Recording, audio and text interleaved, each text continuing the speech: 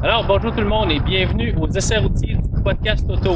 Aujourd'hui, on vous présente la Ford Mustang V6 2013.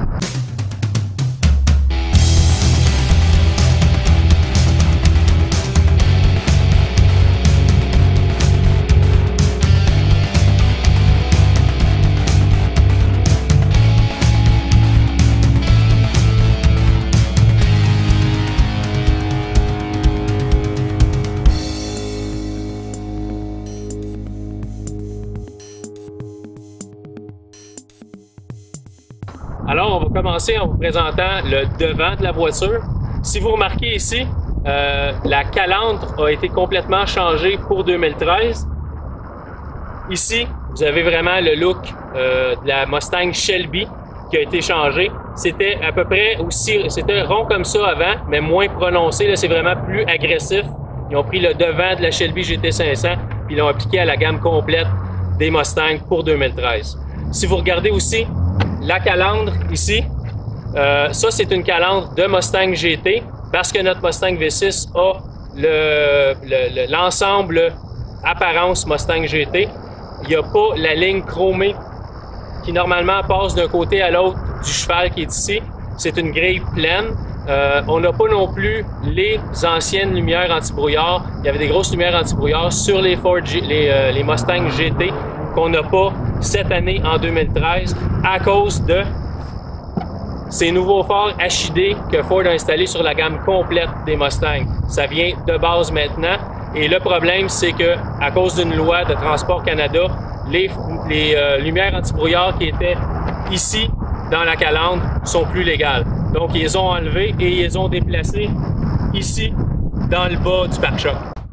Alors maintenant on va passer au côté de la voiture. Il y a aussi des changements qui ont été faits de ce côté-là.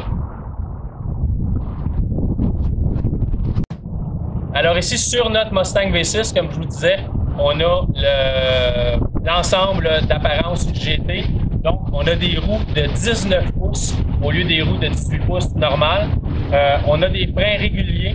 On n'a pas les freins qui peuvent venir en option si vous voulez. Sur certains modèles, demandez à votre représentant chez Ford si jamais vous voulez vous en commander une. Vous pouvez avoir des freins Brembo qui sont beaucoup plus performants. Si on s'en vient ici, on a les miroirs. Nous, on a des miroirs peints noirs, brillants. Il y a aussi, à l'intérieur des miroirs, des insertions. C'est des petits miroirs d'angle mort. Donc, on sait, dans une Mustang, la vision 3 quarts arrière est pas ce qu'il y a de mieux sur le marché. C'est vrai pour toutes les pony cars là, à peu près sur le marché que vous allez trouver. Mais Ford a eu la bonne idée, et ça dans plusieurs autres de ses produits aussi, de mettre des petits miroirs d'angle mort. Ça nous permet de voir s'il y a une auto dans la zone de l'angle mort, si on veut faire un changement de voie. C'est merveilleux, ça marche super bien. Si on vient ici, en bas, un des changements que beaucoup de gens vont remarquer, parce que ça fait longtemps que c'est comme ça, puis je me demandais pourquoi Ford n'a jamais pensé changer ça avant l'année 2013, mais merveilleux, ils ont décidé de le faire. C'est la jupe de côté ici, qui est maintenant peint couleur carrosserie. Si vous regardez les Mustangs des années passées, ça remonte jusqu'à 2005, c'était un gris foncé. Peu importe la couleur de l'auto que vous achetiez, blanc, rouge, bleu, c'était une jupe latérale grise. Ça criait un peu, ça faisait tout le tour de l'auto, c'était plus ou moins beau. Maintenant, c'est la même couleur que la caisse, c'est parfait. Aussi, maintenant, sur la Mustang, on a le nouveau système de remplissage de Ford. Si on a juste à peser pour ouvrir, si vous ouvrez, vous voyez l'absence de bouchon pour le remplissage. C'est un système que Ford a depuis quelques années déjà. Je l'ai personnellement sur mon Ford Escape. Vous n'avez pas de bouchon à gaz à enlever avant de mettre de l'essence dans l'auto. Si vous avez jamais essayé ça avant, c'est merveilleux d'aller à la pompe à essence sans avoir de bouchon à enlever, puis pas trop savoir où le mettre pendant qu'on fait le plein, ou que ça frotte ici, puis que à un moment donné ça égratigne la peinture. Merveilleux système, Ford, bravo pour ça. Puis j'espère que les autres constructeurs vont décider d'implémenter ça aussi dans leur auto. Alors on est maintenant rendu à l'arrière de la voiture. Ici on a un petit aileron qui fait partie de notre ensemble le Mustang GT. Si vous regardez ici, les lumières, c'est nouveau pour 2013. Au lieu d'être un contour clair pour la lumière. C'est maintenant tout complètement noirci. L'intérieur, le contour ici reste quand même rouge pour qu'on voit le signal d'arrêt si vous freinez ou si vous mettez votre signal pour tourner. L'intérieur ici va allumer en rouge pour montrer aux gens que vous tournez. C'est très beau quand ça allume. Il y a des gens qui aiment ça, il y a des gens qui aiment moins parce qu'ils ont aussi noirci le panneau du centre ici qui fait le tour du logo de la Mustang. Mais ça, comme je vous ai dit, j'ai des gens qui m'ont dit qu'ils adoraient ça, j'ai des gens qui m'ont dit qu'ils aimaient moins. Ça aurait été plus beau si ça aurait resté couleur de la carrosserie. C'est-tu plus beau comme ça? À vous d'en juger. C'est chaque goût. Chaque personne a ses goûts. On a aussi ici la petite antenne qui remplace ce qui était jusqu'à le modèle 2010. Une antenne, un espèce de grand fouet sur le capot avant. C'est beaucoup plus petit, c'est plus discret, ça fait plus joli. Si on descend ici sur le pare-choc, cette Mustang-là a un ensemble de sonores de recul. Les petits bouchons ici que vous voyez, les espèces de petits ronds que vous voyez ici, ça vous aide à vous stationner. Si vous reculez plus près d'un objet, ça va sonner à l'intérieur de l'auto, ça va sonner plus rapidement, plus vous êtes proche de l'objet. Ça, c'est le sonore de recul. Puis ici, on a le système d'échappement encore de notre ensemble Look GT. C'est pas le même système d'échappement qu'on a sur les V6 réguliers. Ils sont pas pareils et le son n'est pas pareil non plus. Donc, ça fait partie de notre ensemble Mustang GT et ça fait le tour de la voiture pour son extérieur. Alors ici, on a le coffre de la voiture. Pour une voiture sport, le coffre est quand même assez grand. Si vous regardez, le seul problème qu'on a, c'est que la distance ici est quand même assez petite, donc on peut pas mettre des objets très hauts, mais on a quand même assez de place pour aller faire l'épicerie avec l'auto. C'est pas une auto là, qui est pas pratique du tout, qui est juste belle et sportive. C'est vraiment une auto qui est quand même pratique pour pouvoir faire les petites commissions de tous les jours. Donc ça, c'est bien. L'intérieur est quand même bien fini. On a un beau tapis dans le fond. Bon, c'est pas le plus beau coffre jamais vu, mais au moins on voit pas rien qu'on devrait pas voir. Là, c'est tout fini en tapis partout. C'est quand même très joli. Alors, pour en terminer avec cette voiture, on va regarder le principal, le moteur. La Mustang V6 2013 et même aller jusqu'en 2011 a un nouveau moteur, un V6 3.7 litres de 305 chevaux, 295 livres-pieds de couple. C'est un excellent moteur, un moteur qui est assez économe d'essence. Ford parle de 6.2 litres au 100 km sur l'autoroute, 10.8 litres au 100 km en ville. Calculer que c'est toujours un peu plus que ça, c'est pas des chiffres qui sont exacts, c'est pas des chiffres qui sont calculés en utilisation de tous les jours, donc calculer un peu plus en vérité. Mais c'est une voiture qui est quand même assez économe d'essence, qui peut vraiment être utilisée à tous les jours. Donc, si on regarde le moteur, c'est quand même plus beau que l'ancienne génération de V6 où on avait simplement le moteur. Ils ont même pris le temps de nous mettre un beau petit couvercle sur le dessus avec le cheval. Ici, on a une barre anti-torsion pour la carrosserie qui tient vraiment la carrosserie droite quand on fait travailler la voiture un peu fort. C'est pas nécessairement sur tous les modèles de V6, c'est standard sur la GT. Sur les V6, j'ai pas vu un modèle de base. Avant, ça l'était pas. Peut-être qu'en 2013, ça l'est standard maintenant. Mais ça fait quand même très joli. Ça fait quelque chose de plus à voir à l'intérieur du capot quand vous allez montrer ça dans une rencontre de club de Mustang ou quelque chose comme ça. Alors, à l'intérieur maintenant, on peut voir à l'intérieur de la Mustang, celle-ci en tout cas est un peu terne. On n'a pas d'appliqué, on a un petit peu d'appliqué de chrome ici, mais on n'a pas de chrome brossé qui normalement sur certains modèles, vous allez voir ici sur la partie plus en haut du tableau de bord. Cette partie-là, c'est des plastiques de moyenne qualité, plastique un peu dur, même très dur dans les portes. C'est pas le plus bel intérieur que j'ai vu, mais ça fonctionne quand même bien. Sur notre modèle présent, on a une transmission manuelle à 6 rapports, qui est un changement de la manuelle à 5 rapports qu'on avait dans la Mustang de génération de 2005 à 2010 et même avant. Depuis 2011, c'est maintenant une transmission à 6 rapports. Le volant se prend très bien en main. On a des contrôles pour le volume et des contrôles pour notre cruise control ici sur le volant. Les cadrans, c'est très rétro. Ça fait très années 60. C'est très joli, très bien éclairé. Vous pouvez prendre une option sur la Mustang qui s'appelle le My Color, où vous pouvez changer parmi des centaines de couleurs la couleur de vos cadrans et l'éclairage intérieur. On n'a pas ça sur cette Mustang-ci.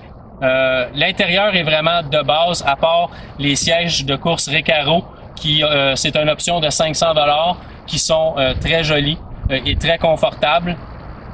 Mais à part de ça, à l'intérieur, on n'a pas de flap-là, on n'a pas de sync, on n'a pas de Bluetooth. C'est vraiment un intérieur plus de base. Comme je vous dis, ce modèle-ci est fait pour la performance plus que pour la beauté intérieure. Les sièges arrière, malheureusement, si vous allez en voyage avec des amis adultes, il y a des chances que vous allez avoir 2 amis de moins en revenant parce que les places arrière sont très étriquées. Donc, des adultes de grande taille en arrière, c'est impossible. Des enfants, adolescents, adultes de petite taille, il n'y a pas de problème. Moi, j'ai un fils de 6 ans, on met son siège d'auto en arrière et il n'y a aucun problème avec ça. Ça va très bien pour lui. Pour des adultes, pas vraiment. Alors, petite balade au volant de notre Mustang 2013 V6. Je vous mentirai pas, là, les premières impressions de conduite, ça fait quand même 4-5 jours que j'ai l'auto. Donc, je me suis promené un peu avec. J'ai eu le temps de la tester pas mal. À date, ma consommation est de 13 litres au 100 km. On sait que la Mustang est capable de faire beaucoup mieux que ça, mais je l'ai poussé dans les petites routes, des petites routes de campagne. Non, je n'ai pas dépassé les limites de vitesse, mais j'aime beaucoup faire les accélérations assez poussées avec l'auto. Elle est capable de se déplacer et très bien. J'aimerais ça pouvoir vous faire ressentir la sensation d'atteindre, de passer de 0 à 90 km/h en un temps assez incroyable que je vais faire présentement. Et puis, c'est très puissant. Je suis déjà rendu à 90 km/h. Pour un V6, là, c'est vraiment performant. Le moteur répond très bien. La transmission, c'est presque comme un couteau dans du beurre. Là. C'est merveilleux. Les changements de vitesse se font très bien. Il y a des gens qui critiquent la direction électrique. Moi, je la trouve extrêmement précise. C'est très facile de corriger le tir là, juste avec un petit coup de volant. C'est très agréable à conduire. Sensation de roulement, c'est sûr, c'est une direction électrique. On sent un petit peu moins la route, mais sur l'auto, on a le choix de changer la manière que la direction va réagir. On a le mode sport, on a le mode confort, puis on a un troisième mode là, que le nom m'échappe. Mais on peut changer la manière que la direction va réagir. Moi, je l'ai mis en mode sport pour des raisons évidentes. Donc, non, l'auto est très bien. C'est vraiment un beau joujou. C'est quelque chose que si vous achetez, vous aurez beaucoup de plaisir avec. Moi, ce que je vous conseille, si vous avez un peu d'argent à mettre, ou même vous allez peut-être en sauver, je vous conseille fortement la transmission manuelle à 6 vitesses. La transmission répond très bien. On a, comme je vous disais, 6 vitesses au lieu de 5. Sur l'autoroute, la 5e vitesse, là, c'est correct, c'est amplement bon. Le moteur va tourner un régime d'un peu plus de 2000 RPM, mais si vous la mettez en 6e, on descend à peu près à 1800 RPM. C'est là que l'économie d'essence va être à son meilleur. Mais sur une route de campagne comme ça, oui, présentement, je roule 90 km/h et je suis à peu près un petit peu en bas de 2500 RPM. Donc, c'est quand même bien. Mais c'est vraiment la transmission manuelle qui va vous donner beaucoup de plaisir. Changer ses vitesses soi-même, être capable de monter le régime du moteur assez élevé pour faire un démarrage rapide. C'est vraiment agréable. La seule chose, c'est sûr, ça va vous coûter en essence. Mais normalement, je roule pas nécessairement toujours comme ça parce que je dépensais mes payes à seulement payer l'essence dans les autos. Mais pour la semaine que j'ai le droit d'avoir la Mustang, je vais en profiter. Donc, on a, c'est ça, manuel 6 vitesses. Moi, ce que je vous conseille, c'est vraiment la transmission manuelle. La transmission automatique, c'est sûr, elle fonctionne très bien. C'est une 6 vitesses aussi. c'est agréable. On a l'option de manuellement changer les rapports quand même avec la transmission automatique. La seule chose, c'est que c'est pas aussi précis. On a toujours l'impression que la transmission automatique veut travailler à notre place. Donc moi, je vous conseille la transmission manuelle. Puis, je vous conseille de vous prendre les sièges qui sont dans le modèle d'essai qu'on a, qui sont des sièges Recaro.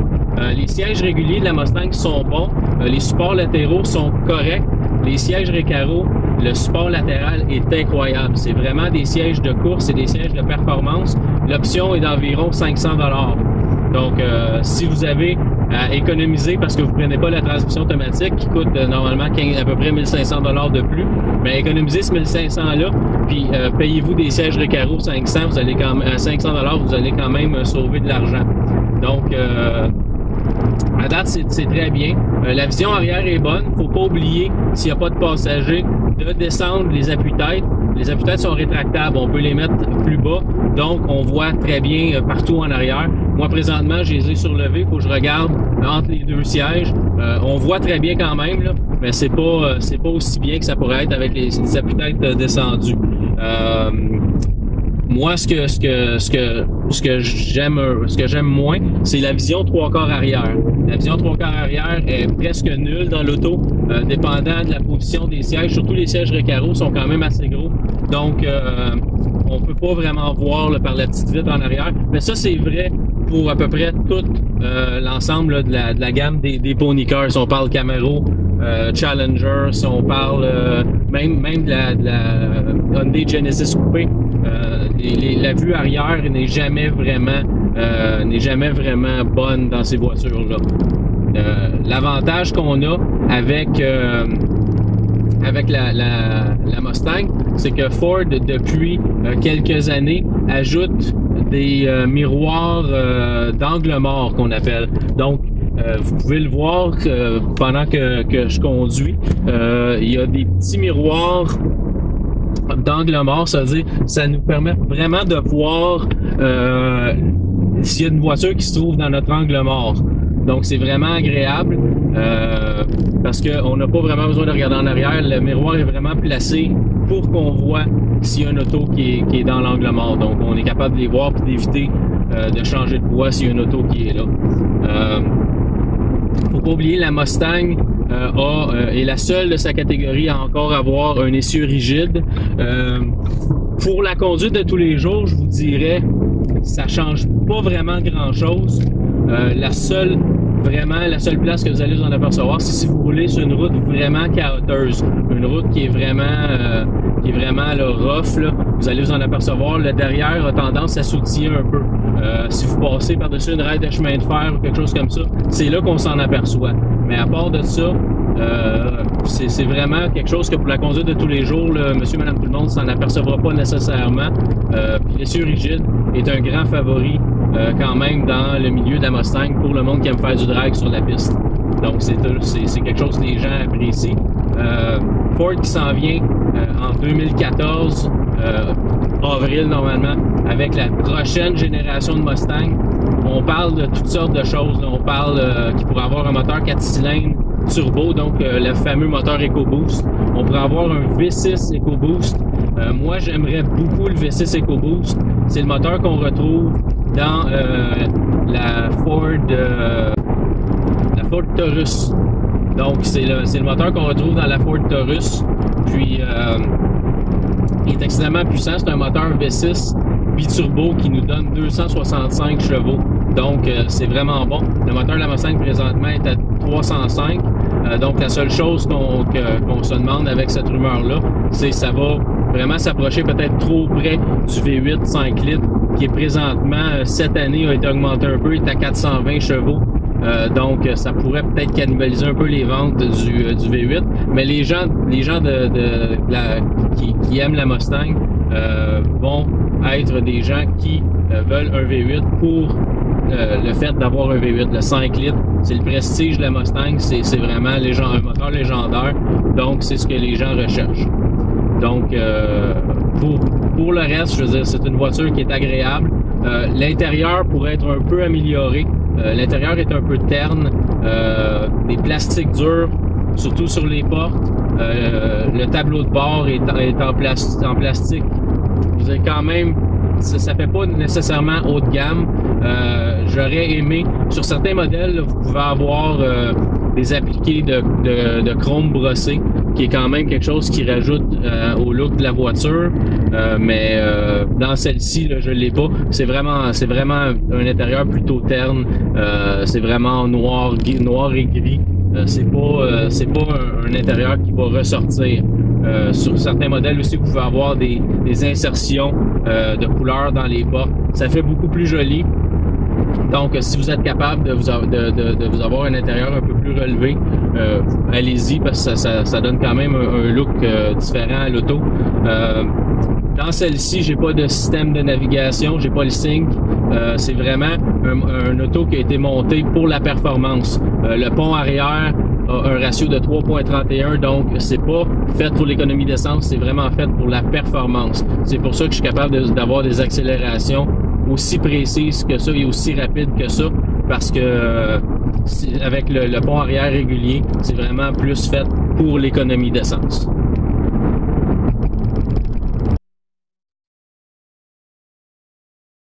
Alors, en conclusion, est-ce qu'on aime la Mustang V6 2013? Oui, je peux pas vous dire que je l'aime pas parce que ceux qui me connaissent savent que je suis un fan de Mustang depuis plusieurs années. Là, d'après moi, la Mustang 2013 est une des plus belles Mustangs à avoir été faite depuis plusieurs années. Les petits changements qu'ils ont fait cette année sont juste corrects, juste pour rendre l'auto plus belle et plus agressive. Donc, c'est merveilleux. Le nouveau V6 avec la transmission manuelle à 6 vitesses, incroyable. Beaucoup d'heures de plaisir à faire des accélérations vraiment rapides de 0 à 100 km/h. Gardez toujours à l'esprit les limites de vitesse, par exemple, parce qu'elles sont vite brisées dans une voiture comme ça. Vous allez rouler 120 km/h sur l'autoroute puis vous en apercevrez même pas. Donc, oui, on aime la voiture. La direction électrique est vraiment précise, même si certaines personnes ont l'air à pas aimer. Moi, j'ai trouvé vraiment précise, vraiment amusante. On a plusieurs modes qu'on peut la configurer, sport, confort ou régulier, dépendant de votre style de conduite. Moi, je la laisse à sport parce que je trouve que c'est plus agressif, c'est plus précis, c'est vraiment merveilleux. Puis regardez cette voiture-là, argentée avec la merveilleuse bande noire mât sur la voiture. Vous pouvez pas demander mieux que ça. Donc, est-ce qu'on achète? Si c'est le genre de voiture qui vous tente, si vous avez, les moyens. La Mustang n'est pas nécessairement dispendieuse, de base environ 25 000 $. Le modèle montré, presque 34 000, 33 900 et des poussières, à cause des options installées et les sièges Recaro à l'intérieur. Sièges Recaro, 500 $. C'est un bon investissement, les sièges sont merveilleux. Le support latéral est parfait. Moi, j'ai tombé en amour avec ces sièges-là. J'aimerais les transposer dans ma voiture personnelle, mais Ford me laissera pas faire. Donc, c'est un bon achat. Ça prend juste le bon type de voiture. Il faut que ce soit le bon type de voiture pour vous. Un 2+2 et non pas un grand 4 places. À part de ça, chapeau Ford, vous avez fait un travail magnifique avec la Mustang 2013. Là-dessus, merci d'avoir regardé la vidéo du podcast Auto. Suivez notre podcast sur iTunes et mes chroniques hebdomadaires tous les jeudis sur Style MF d'Havre-Saint-Pierre. Et là-dessus, on se revoit à la prochaine chronique. Merci. Au revoir.